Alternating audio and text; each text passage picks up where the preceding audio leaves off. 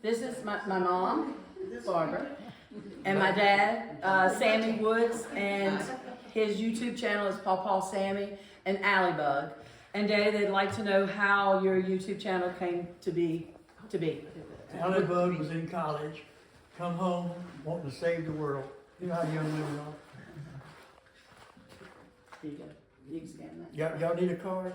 Yeah, I got one. My daughter in Arkansas printed almost 12,000 of these things. I got all kinds of cards. But Allie come home, wanting to save the world, and I said, sweetheart, all I know is I'm a construction worker. I'm not educated. And she said, well, what can we do? I said, okay, I know earthworms for a fact. I used to, when we first got married, I would raise them and sell nightcrawlers. I made more selling the worms I did working. I did, seriously. So anyway, over the years, I just got away from it. And I said, okay, we can take these earthworms, we can raise them, we can shred paper and cardboard and leaves and grass clippings, and they'll turn it into the prettiest black dirt you ever seen. I mean, it's beautiful, no odor. And there for a while, I reckon we was going through 3 or 4 of them big black bags of shredded paper a month. I mean, and we were selling that, Vermicompost. We were selling the Vermicompost like crazy. In fact, a couple of weeks ago, what's the name of that Spanish restaurant in Baton Rouge, that Mexican restaurant? Mestizos. Mostito's. We was eating lunch there, and I handed the young lady a card, the waitress, and pretty soon here comes the man that owns it. And he said, look, you got vermicompost? I said, yeah. You got worm farms? I said, yeah. And what it was, it kind of tickled me. He said, most people that has a YouTube channel comes in here, will give you a free meal and I'll put you on the channel. I said, but I don't play them games. I don't play them games. I said, if you want to watch, fine. If you don't, that's something else. But anyway, I sold him a worm farm and a big old bag of worm poop or compost. And he was tickled with that. But that's how we got started, was with those worms. Then now it's involved in the traveling. So it's getting to be, we got 60,800 and something subscribers.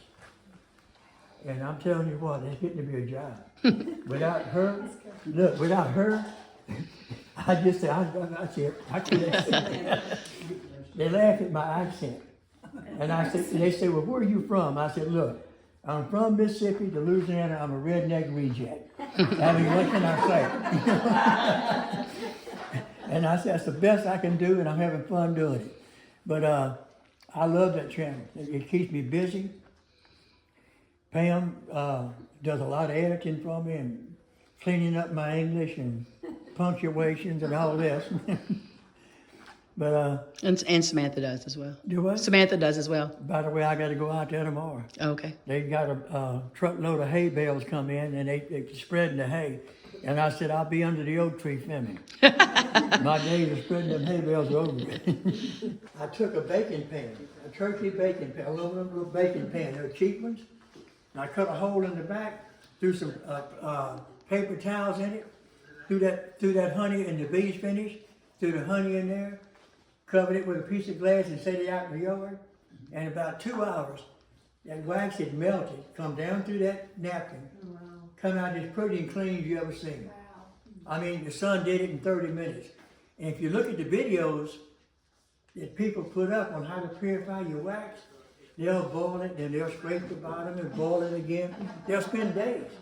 You can do it in 20 minutes with the sun. He has this thing, he says, work smarter, not harder. So. Candles is good to live by. And the reason being, the reason I do it like this, being, I have crock pots and all, and I used to put it in there and melt it down and play with it and fight it and all this. Hey, when I decided to try this solar steel, I went down to Dollar Tree and bought a little aluminum turkey tray, I call it, with a plastic top. Okay, that's it. Down in the bottom corner down there, I put 3 holes. He learned how to Pawpaw Sammy. do his on One of my subscribers. video, and so that one you were holding the camera, but on this one he's got a mic on and he's got his Can you pause that for a second? on a tripod. Red ants got into one of my hives. You see that borax? A lot of people don't realize, well, I don't know about right today, but back in when I was a kid, nicotine, caffeine, and borax. That's what everybody used. Roaches, we never had. Moved to Baton Rouge, they were rented a house, turned the light on, the walls were crawling with roaches. Mama freaked out. And we were from the country. But she would take a banana and slice it thin, put borax on it, and borax is extremely bitter. And sprinkle a little sugar, and it don't take but about 2 days, you won't find a roach. They dead. It will not hurt your pets. It's about as toxic as table salt. And I mean, it's efficient on red ants, termites, you name it, roaches, it'll take them out. It don't take long. Yellow jackets, they gone. His whole family's been doing it. And the guy's, he's an educator, he's a petroleum engineer. And look, when he take a tray out, he'd explain what it looked like, the honey, the bees bread, the everything. He explained that tray, every tray exact, and what the bees were doing. And finally, we got down to the last 2 trays, and the bees were starting to get aggravated. And he looked up and he said, "We missed the queen. She's in the trays we just took out somewhere." He said, "Listen to him. If you open that hive up, and it's kind of a real soft hum, mama's in that hive. Wow. You open that hive up and they're going crazy, she's not in there, something's wrong." So tell them how it produces a queen bee. The queen bee, they'll take a regular cell and they'll enlarge it. It might be as big as the end of my finger. And what they'll do, they'll put a larva in there and they feed it to raw jelly. And that's all they do. They might have 20 queen cells in one hive, but the first one to hatch is the one that's going to be the boss because she kills the rest of them. The minute she's hatched, they're gone. So you got to watch. And you see those queen cells, you very gently pull the queen cell out, take a couple of trays of honey and a couple of trays of small young bees that's fixing to hatch, and put them on the side in another tray, another Box. And then when that queen hatches, they'll take care of that queen cell. And when she hatches, she'll fly off and mate and come back. And then you got to start them another hive. Now, So, what caused you to lose your hives? Do you know? beetles, hive beetles. It's almost impossible to get rid of them. They'll come in, and they're little bitty black things, they're hard to see. And they'll get in the cracks inside the hive and up, and they'll actually get in the cells. When they seal the cell, they'll get in there and eat the young inside the cells. And the next thing you know, you got a pretty hive, and bam, they're dead. If you don't check them every 2 or 3 or 4 weeks, you got a problem. How do you control those? Ma'am? How do you control that? Well, they tend to go to your drone cells. Drone cells are bigger than the average cell and not as big as a queen cell. And in fact, on that video, we pulled a bunch of the drone cells and threw them out. I mean, just scraped them off and threw them. Why didn't you want them? Huh? Why didn't you want them? Why? They don't do any good. All they do is eat honey. Oh, okay. Well, get rid of them. Yeah, but no. So, and the beetles tend to go to the drone cell because I reckon, I don't know why, but they do. And so when you get a bunch of drone cells, you take them out. And if you take them out and check them, you'll find the beetles in there. So you can kind of do that. And instead of having a hard bottom in your hive, put a screen. And what happens, they'll drop down on that screen, and then they'll crawl and fall out. And instead of going back, if you got a solid bottom, they'll go back up in the hive. But they can fall through that screen. That's a good idea. It's ways, you don't really eliminate them, because you got to be cautious. You don't want to kill your bees. And you don't want to eat the honey if they got something wrong with it. Yeah, well, I think I can. Hold on. Back it up with the bees on the end. Well, you asking a lot, Pops. Ladies Oh, produce Hold on, Daddy. It went to that other man's video. But Here it comes. They call that bearding. They get hot in the hive. Can we get closer? Wait, I'm sorry. I'm gonna go back to it. Oh my word. See, they're not gonna bother you. Now, let me tell you something. One of them stings you, that pheromone hits out and you're in trouble. Here comes the rest of them. So do you wear special outfits? Just my face. I don't just done it this morning. They go in there. I know I went out this morning to get my wheelbarrow. I left it by the hive last night. I got my wheelbarrow. They go in and out right there. That little One of them bit. hit me right across above my eye. There it is. Borax. I got my bees. There it is. Now, if you notice, some of them, you'll see on their term where they're a little behind for the hive, they fan it. They cool See their the little hive. booties? That's the air conditioners. They fan in their hive trying to cool What kind of bee is that? It's not a queen. It's a what? A worker bee. They got guard bees, they got worker bees, and they got nurse bees. The kids' church ain't my mom. No, that's not mine. That's- That's in Florida. Garden of Eden in Florida. Yeah, He let Daddy do his stuff. but I want you to talk about natural pollinators, how you attract them to your yard. talking about natural pollinators, honeybees do a really good job of pollinating. But like on blueberries, they do a halfway job. Your native black bees will get on a blueberry flower, and if you look at them real carefully, they start to vibrate. And the harder they'll hit a certain pitch, that flower will open up, and they pollinate it. That's natural bees. Isn't that crazy? Now, honeybees can't do that good. They can get, they can do a job, but not that good. Oh, you know where. What was that? Oh, I know where that was. That's me doing I that. don't wanna be on there. Mama be like, Pam. But I'll take a block of wood and I'll drill holes in it, different size holes. Just drill them about that deep in that wood, and rows of them. And I'll go out and lay them on my fence. And your black bees, or your native bees, are going there and lay an egg, and they'll seed it. And they'll lay another one. They might lay 10 or 15 eggs in the same hole. As they lay an egg in the back, they'll seal. And the funny thing is, the last egg they lay on the front, that's the first one to hatch. Isn't that Then crazy? hatch, then the next one to hatch, then the next one to hatch. Don't ask me why. I remember the first time he told me that, I was like, how? That's nature, baby. Yeah. A little old wooden box about that deep, something like that right there. And I went out there and I took drinking straws and a little pill bottle, and I stuck it tight with the straws sticking out for the little bitty pollinators. And then I put a brick in there with a big hole and a piece of hose pipe, and I filled that whole box up with stuff like that, different size. And it looked. And hung it on the fence. Yeah, hung it on the fence. It wasn't 3 weeks. Every one of them holes was plugged. And what does that mean when they're plugged? They got the eggs in them. So that was a really cool project he did. And you see people on YouTube, they're killing the native bees, making bee traps. They don't know what they're doing. I went to a master gardening thing, and what was it at, Bobby? Shreveport. It was way up the country somewhere. Shreveport. No, Samantha was. No, it was toward Mississippi. I forgot the name of the town. Anyway, it's master gardeners.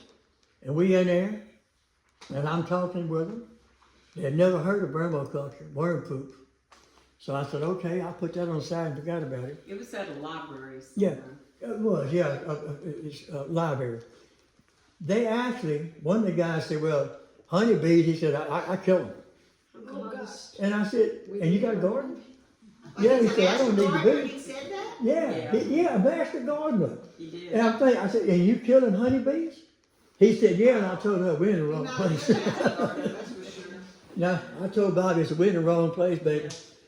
So do you plant flowers and all in your yard to attract them? Not really, Tell about the flowers you put in front of your bees.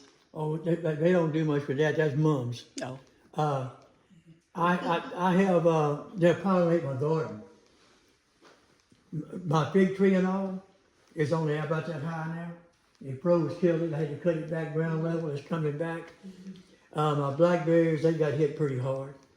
My blueberry bushes are bloomed like crazy, and like I said, my honeybees are all over it. So are the black bees, thank God.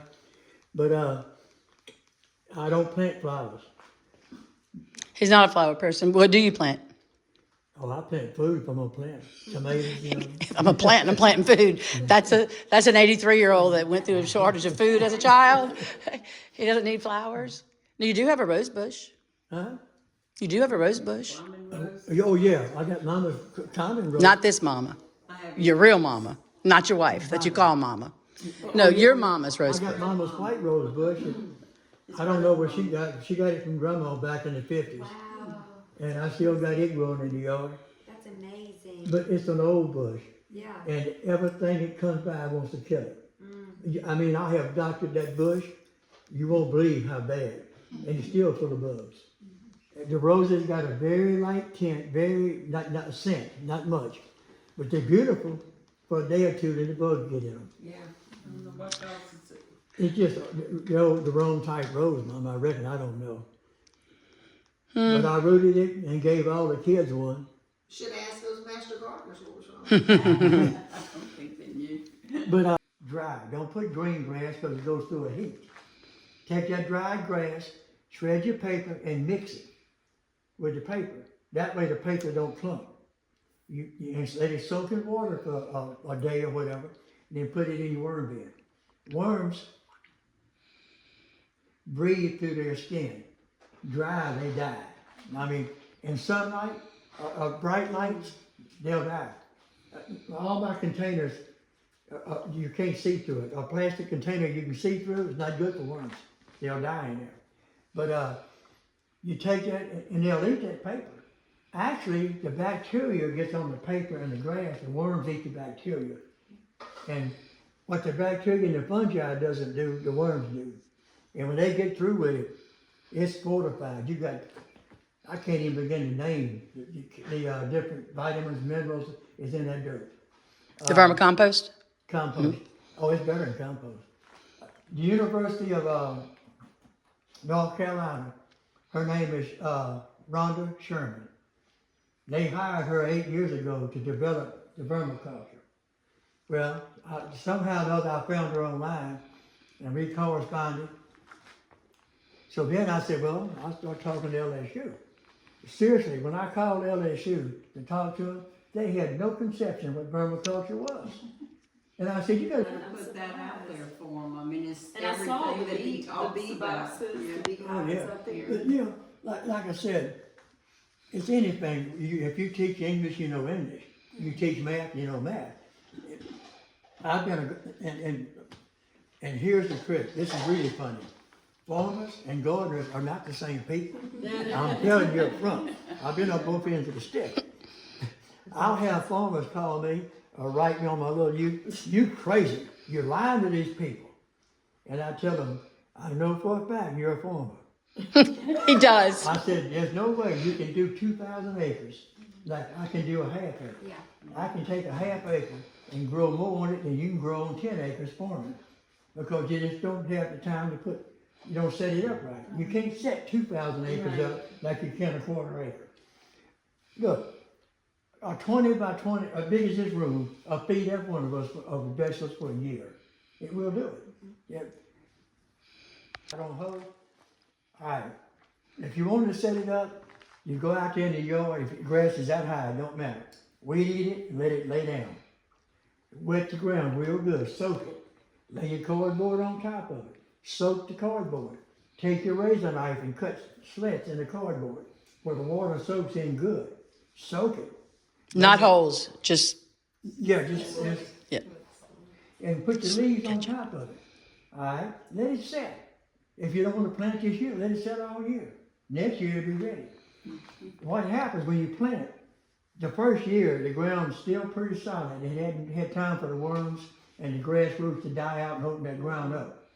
So the ground's pretty solid. But you take your razor knife and you cut your hole in your cardboard and you plant your plant. Okay? By the time that plant gets up here, the grass is finally starting to come through the cardboard. And by the time you harvest that plant, you hadn't touched it. Now, if you want to pull a weed out or something, that's okay. But you don't have to. So you went all year without weeding the garden.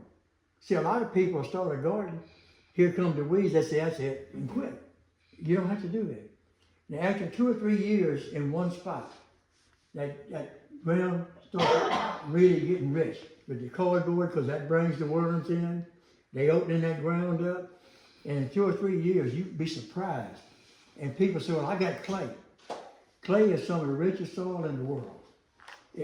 It's if you can get that compost in it and get those worms to working, you can't find better soil. And you can do that in your garden bed as well. You what now? You can do that in your garden bed as well, like flower garden. You can lay the compost and the cardboard and all that. Yeah, I took like regular landscaping concrete things and built my raised bed, and then I put my cardboard in there, and every year I kept adding. I got places out there I can take my hand and push it that deep in the ground. Just push. You know, it's plumb black soil. That's all it is. That 4-year bed, you wouldn't believe the squash. I mean, the difference is that 4-year bed, the soil they'd gotten right. It was ready. That 1st-year bed, the grass roots were still alive, not alive, they hadn't decayed out and opened the ground up. But, and that's another trick, don't laugh. The squash bugs, they was giving me a fit. How they were boring to the stem. I got mad one day. I had beautiful squash plants, and they started wilting. And you get on YouTube, they'll tell you to split the thing and get the worm out and all this. I said, I'm not going to do it. I went and got the syringe out of my garden medicine cabinet and the shed. Went in the house, got the Tabasco sauce.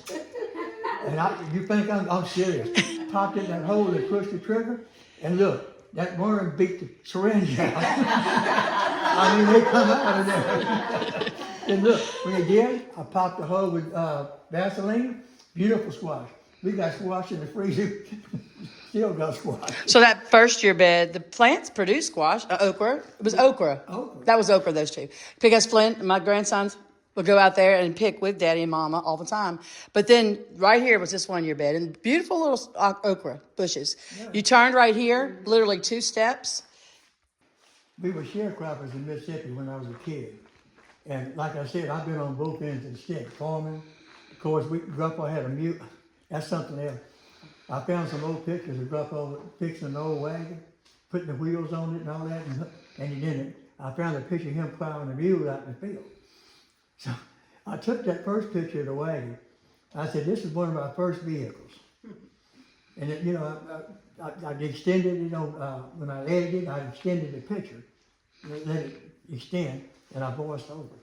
I said, this is one of my first vehicles.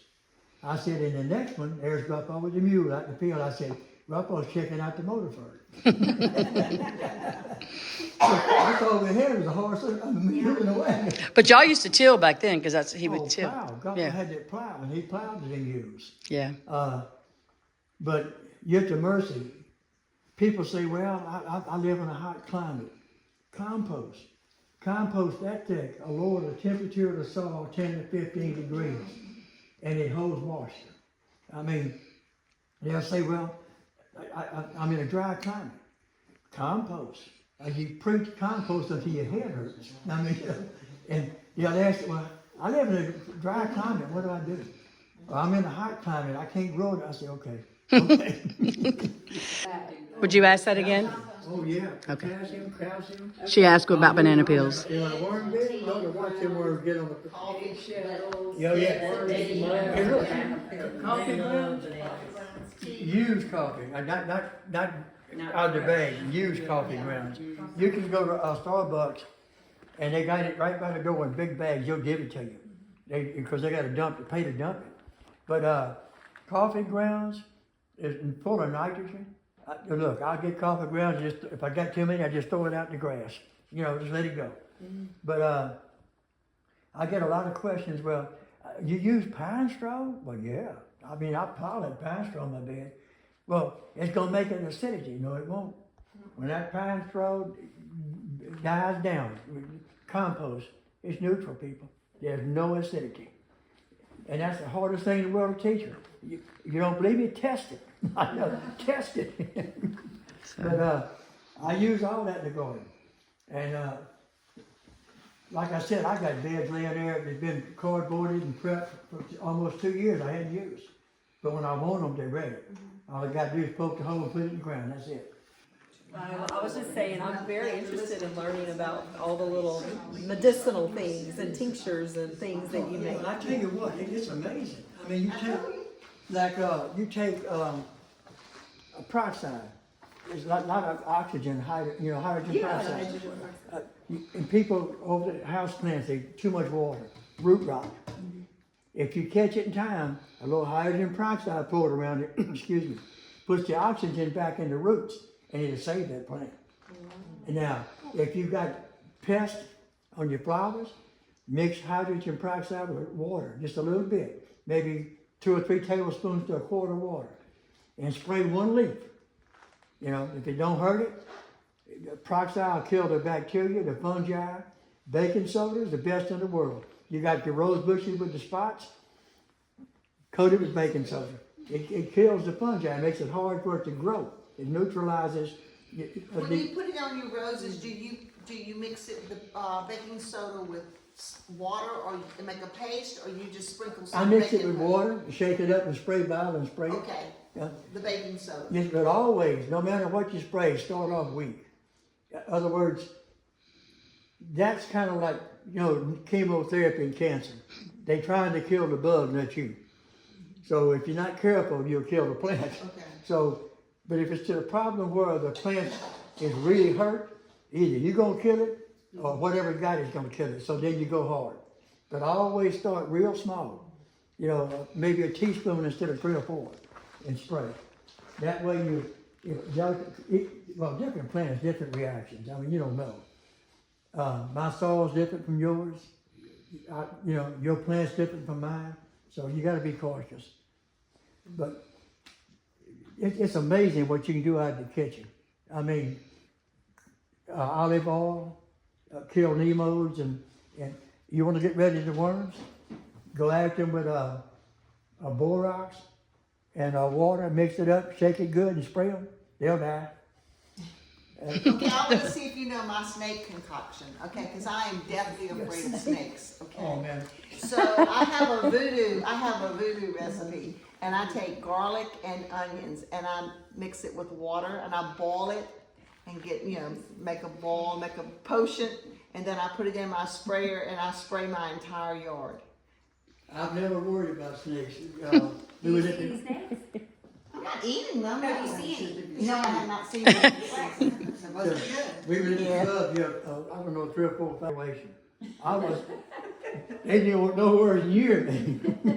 They all back there. So I'm headed out to the canal, and I pop the snake out in the water and turn around and had a guy standing at the door. He says, "I'm backing you up."